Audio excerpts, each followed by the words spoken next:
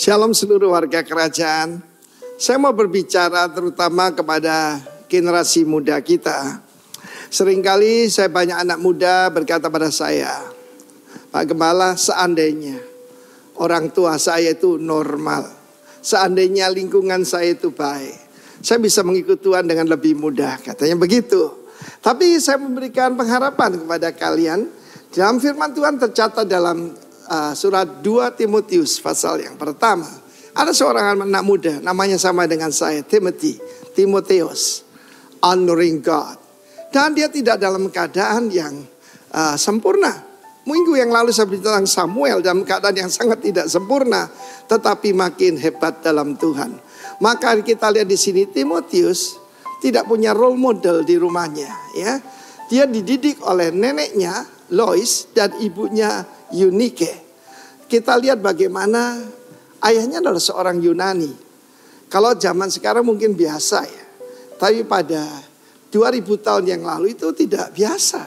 Karena dia keturunan suku-suku Israel yang tidak mengizinkan pernikahan dengan bangsa lain.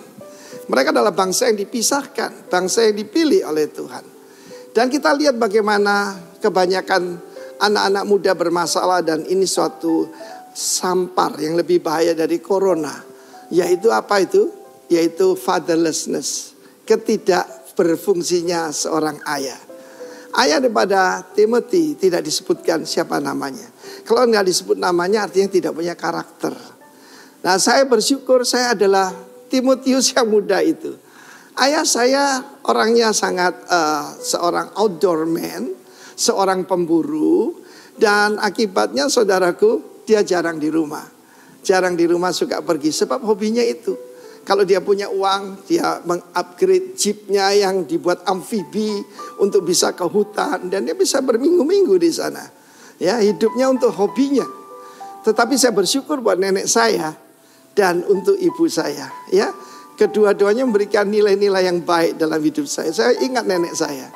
Saya datang pada beliau dan saya salah satu cucu kesayangannya berkata, saya bilang, Mak, Oma itu, Mak, saya hari ini lulus masuk tingkat 3. Dan mak saya berkata, naik tingkat 4 kapan? Ya, nah mesti ujian, minta ujian katanya. Supaya cepat naik tingkat, cepat jadi insinyur. Saya terkejut dengan perkataannya itu. Memang itu berdampak dalam hidup saya. Jadi saya tidak takut ujian. Bahkan nenek saya berkata, datang ke dosenmu minta ujian. Puji nama Tuhan. Dan ibu saya memberikan satu nilai yang luar biasa. Dia mengajar kepada saya untuk tidak membedakan orang dari tingkat sosial, dari latar belakangnya, suku, agama, ras. Dan itu yang membuat kita sampai ada hari ini. Puji nama Tuhan. Karena pendidikan di kemah orang tua kita lebih penting daripada yang pendidikan di gereja ataupun pelayanan saudara. Karena itu tidak bisa digantikan oleh siapapun. Tetapi kekosongan pendidikan itu ditutup oleh Rasul Paulus. Rasul Paulus memberikan pertama berkat kepada Timotius. Dia berkata kasih, rahmat, damai sejahtera Tuhan Yesus menyertai engkau. Dan dia memberikan role model. Aku hidup dengan hati nurani yang murni seperti nenek moyangku. Dari ibu dan neneknya dia mendapat warisan iman yang tulus ikhlas, iman yang tidak munafik. Dan Rasul Paulus berdoa untuk Timotius siang dan malam. Dan satu lagi, dia menumpangkan tangannya sehingga dia mengobarkan karisma Tuhan yang ada di dirinya. Dan Timotius muda menjadi rasul muda yang luar biasa. Dia menjadi penilik jemaat ya di beberapa gereja besar. Puji nama Tuhan. Tuhan tidak memberikan kepada kita roh ketakutan, roh kegagalan, tapi roh yang membangkitkan kasih, kuasa, dan pikiran yang sehat. Tuhan memberkati kita semua. Jangan putus asa. Karena itu temukan juga Bapak rohanimu. Tuhan memberkati.